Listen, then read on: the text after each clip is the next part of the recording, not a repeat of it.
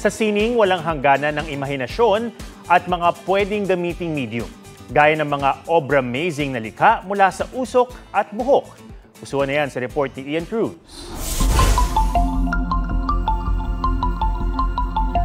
Sa kaarawan ng kanyang ina, isang portrait ang handog ni Medjade Tribo ng Pulilan, Bulacan.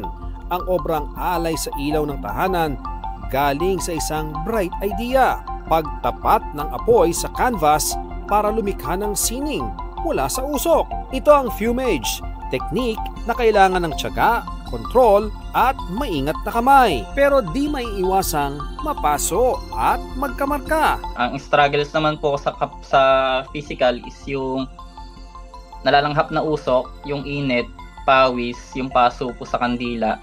Sa tagal na raw niyang gumagamit ng iba't ibang medium, dito raw tunay na nag-apoy ang kanyang sining. Nag-apoy yung puso ko na ipagpatuloy yung paggawa ng obra sa ganitong klaseng art naman. Ito namang mga larawan ng iba't ibang hayop, sobrang realistic. Aakalain mo bang gawa ang mga yan sa pinagupitang buhok? Yan ang obra ni Anthony Banzuela na barbero sa Caloocan. Ito ang hindi kwentong barbero. Habang nagwawalis po ako noon, may napansin po ako na image sa sahig. Yun yung mga mukha. Parang sinundan ko lang yung image na yun. Tapos binuo ko lang. Walang tapon sa bawat hibla na nagiging bahagi ng kanyang dibuho na may mukha, emosyon at kwento. Ang buho kasi kadalasan nagbabara sa kanal. Kumbaga akala natin basura na eh.